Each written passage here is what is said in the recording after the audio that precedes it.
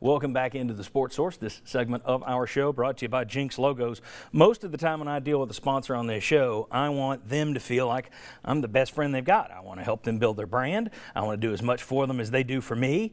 But when it comes to Jinx Logos, Jimmy Andrews does all that for me. Jinx Logos is all about building your brand through logoed clothes, logoed merchandise. I trust those folks. They're really good. I've used them a lot. They've done hats, jackets, ball bags, everything for the Sports Source.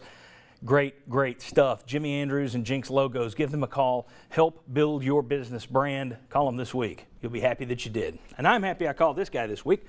Former Vol staff member, former D1 basketball player at Milwaukee. Mark Pankratz back with us. Glad to see you. Thanks for having me. This is going to be like one of those rapid-fire three-point shooting contests, okay? So we got about 60 seconds on each of these. Ready? Hopefully I don't brick them like I did in shooting them. I'll brick the question is the problem. First of all, let's take a look at the incoming volunteer class for this coming year because Rick Barnes landed a couple of new guys this week. Some commitments in Ray Kasongo, power forward, and then Lamonte Turner, point guard. Two positions in need. You need a big guy. You get a Kasongo who's 6'9". You get a 6'9" Kasongo. Then Lamonte Turner at point guard. You needed one of those. Your thoughts on the guys you got? Biggest thing you said was need. I think the big thing about Lamonte Turner, we haven't got a PG commitment like this since probably Ramar Smith, highly touted guy that we beat a lot of good programs for. Allows punter to move over to the wing. Allows hubs to be off the ball more. And then, like you said, with Kasongo, it allows Armani to be more of a power forward position. So as a whole, it's a good class. I don't think they're done yet. I think they'll get one more, and I also think they may lose some people as well. But they're putting together all things for a good class. Yeah, keep an eye on the roster and possible shakeups on the way.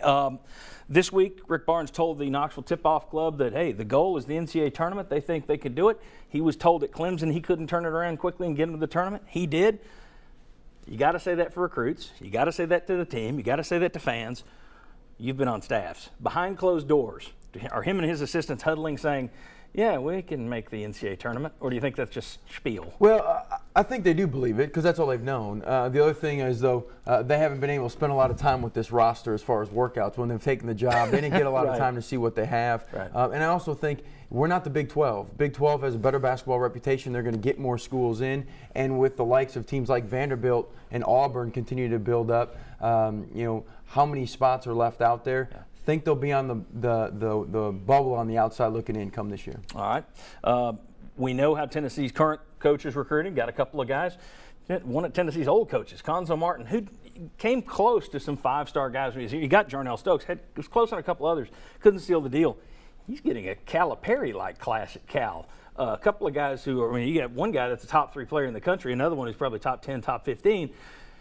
What's Conzo Martin to close the deal at California when he couldn't close the deal here at Tennessee? It's all about relationships. These same kids, Ivan Rabb, who's the number 6 player in the country, Jaylen Brown, who's a top 5 player in the country out of Georgia, he started recruiting them when he was here. And he's built relationships with the kid, with the family, and ultimately it didn't matter where Conzo was. Now Ivan Rabb is a California Oakland kid, guy, yeah. But at the end of the day, it's about relationships, and he's had the time to build those. And just like he did when he was recruiting at Purdue, the culture and building that relationship has allowed him to get good players. And those players are talking about that too. They like the family atmosphere that he's creating. And the big thing is what's interesting is Conzo leaves here, and you see nothing on Twitter again from his former players at Tennessee talking about how excited they are about the success that Conzo's having. You don't see that a lot of times when a coach leaves. Usually the players that he leaves are kind of upset about it. Right. There's a lot of support for Conzo from within the locker room here from Tennessee. Interesting. All right. Billy Donovan heading to the NBA. He toyed with it a few years ago, actually did it at the Oklahoma City Thunder. Here's my question. This guy's viewed as a class act, clean by basketball standards, you dirty rats. How tough is that for the SEC? I mean, just as a league brand, a league that's trying to build its basketball brand, how tough a loss is Billy Donovan? It is tough because of the perception that he has. I mean, he's an unbelievable coach, but also an unbelievable person within the profession. The thing that's kind of offset is you've been able to bring guys back like a Ben Howland and a Pearl, but unfortunately, reputation there next to reputation of Billy Donovan, and what unfortunately the SEC reputation is when it comes to coaches. It hurts from that standpoint. But Florida is Florida. If they can put some money in their facilities, they're going to be able to land themselves a really good coach. That was the next question. You kind of rolled into it there. How good is the Florida job without Billy Donovan?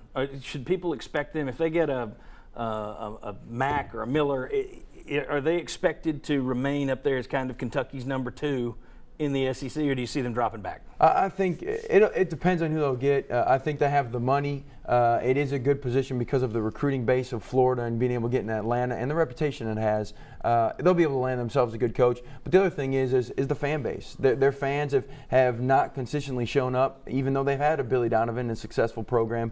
But I think if Florida is Florida, they're going to find themselves a good coach. All right, let's talk about good things coming to Knoxville. One of those, skill camp that's coming up. Let's put this graphic up here. Mark Pankratz behind the VFL Legends Elite Skills Camp, June 22nd through the 24th. Kids can pre-sign for $150 for 3 days, right? Yep. $175 if you do it day of.